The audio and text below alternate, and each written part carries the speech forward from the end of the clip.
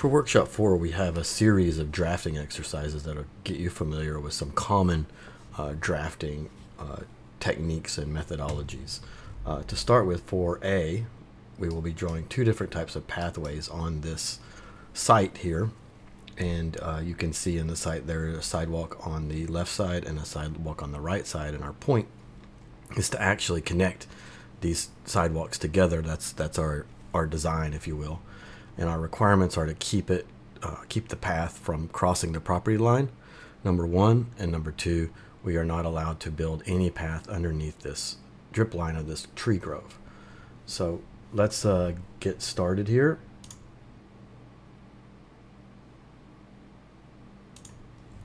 For one of the paths, we will do an angled path, which is basically what you might call a zigzag, or I like to think about it European style, where you don't have any curves.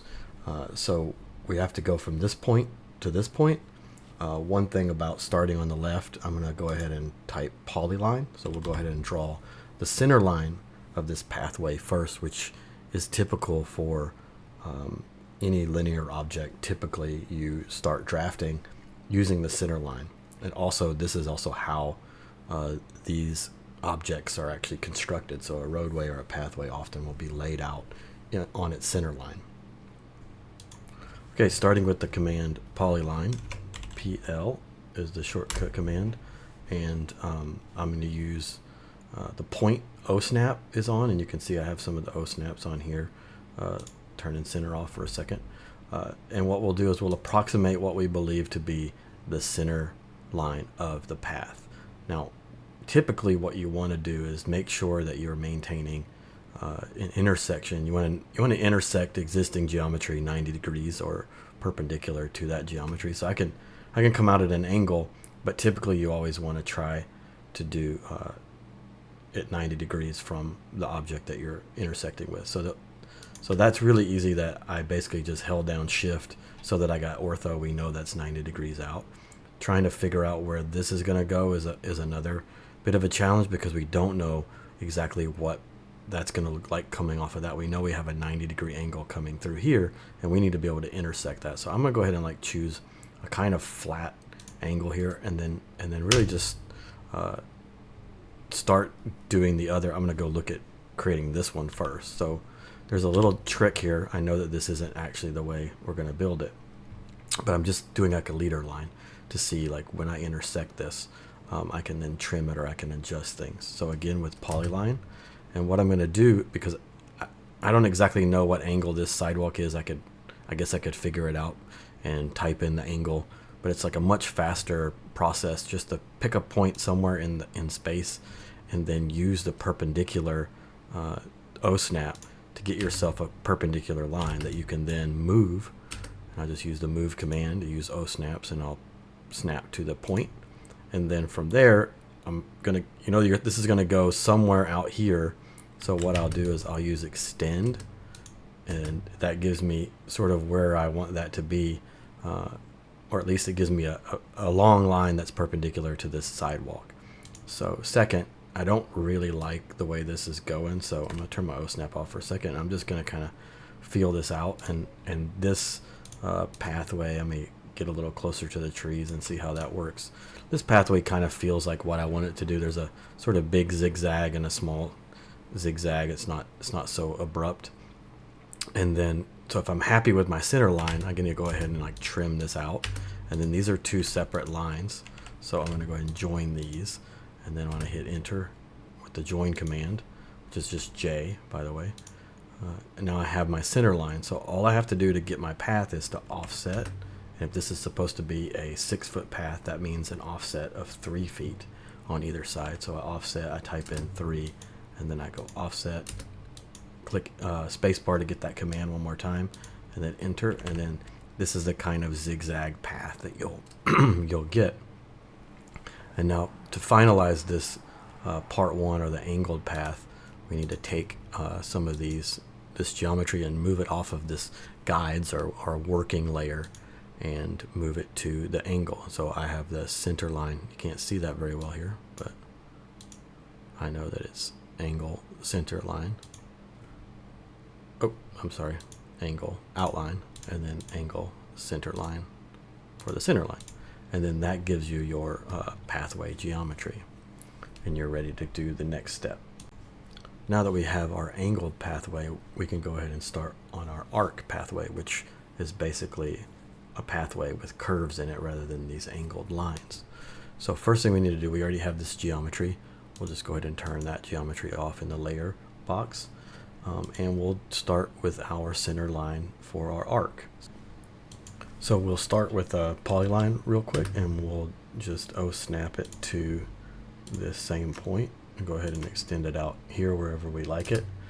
Do the same thing as we did before, getting a perpendicular line that we can then connect to this. This is one thing you have to be very careful. Look that the OSNAP is saying midpoint, and if we zoom in, that is actually not where we want to be, so make sure you're snapping onto the point. And if this thing becomes an issue, then you just turn off the midpoint. That way you don't have to worry about that. But otherwise, make sure you're paying attention to your OSNAPs. So I think for my design intent, I want to try to get as close to the tree grove as possible without actually, causing any damage. So I'm going to go ahead and draw a tangent line that comes into here.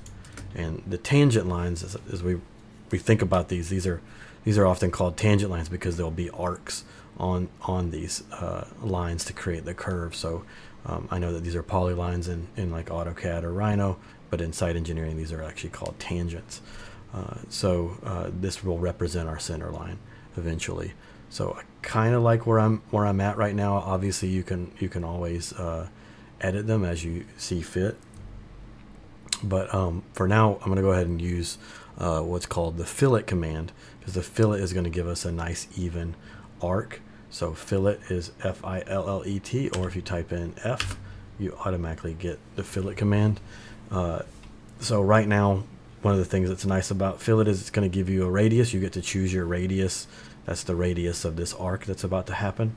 And what I'm going to do is show you basically if you type R, or if you just click this, it's going to say, hey, what fillet do you want? So you can go 15. Now, what's also nice is that you don't even have to go through that process. You just do select first curve to fillet.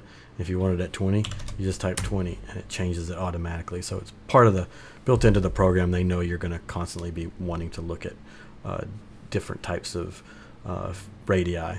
So I'm going to go ahead and start and do 20 for both of these, and then we'll show you some edits. It's really important that this line right here has a midpoint. And when you're doing a fillet that's related to this and this line, these two lines, you need to make sure that you're choosing it says select first curve to fillet. Make sure you select it on the arc side or the fillet side of the midpoint. So I'm going to go on this side, and I'm going to go on this side, and then it just created a fillet that's 20, or an arc that's 20 degrees. It's a 20-foot radius for that arc. And the other thing it did was join these together, because in the fillet command I have it joining automatically. There are times and reasons why you might not want to have this and you join it later, but for this case, I often will leave it on there because most of the time I like the fact that it's joining it automatically for me. So let's do the other one. Same thing, fillet, and I'll choose these. And this is pretty good, but maybe what I'm thinking is like this 20-foot radius is a little tight. And so what I want to do is try to edit it. Most of the time what I'm about to do works, and I'm sort of wondering what's going to happen for this one. So if it doesn't work, I'll just have to show you how to work around. But what I'm doing is basically typing in fillet. I change the radius to 15, and what I should be able to do is this should edit it, but it's not editing it. And I think a lot of the reason why is because it's all joined together. It should have just edited that to 15 without us even thinking about it, but it's not working. And let's try this one to see if it's something going on with this one. And it just gives us an edit that's unable to fillet the curves. The fillet radius may be too big, or the curves may not be in the same plane. I think there's a possibility something is going wrong on drafting, but more than likely this is why I sometimes won't have it join the automatically join, because it won't make the edits so easily sometimes. So let me go ahead and explode this. So if this happens to you, explode it. And then what we'll do is I'll just go ahead and go fillet, and we'll do a 15. Select that curve and select that curve, and you see it went ahead and made it, and it automatically joined those together. So I can get rid of that one, and then I'm going to do fillet radius 10, and then I'm going to do this, and you can see like 15 and a 10 are not that far apart, but you can obviously see whether it's actually making those edits. So it went ahead and automatically joins these together. I feel pretty good about this as a design. So time to offset. So if it's a 6-foot path, we offset 3 feet on either side. Here we go with our offsets. And then now I'm going to move this to the appropriate layer, the arc center line. And I have that off because I have some other geometry going on here. So from a previous iteration, so that's the curve that I'm looking for. And I'll go ahead and move this to the arc outline. So there we have our path. We've met the sidewalk in the appropriate locations.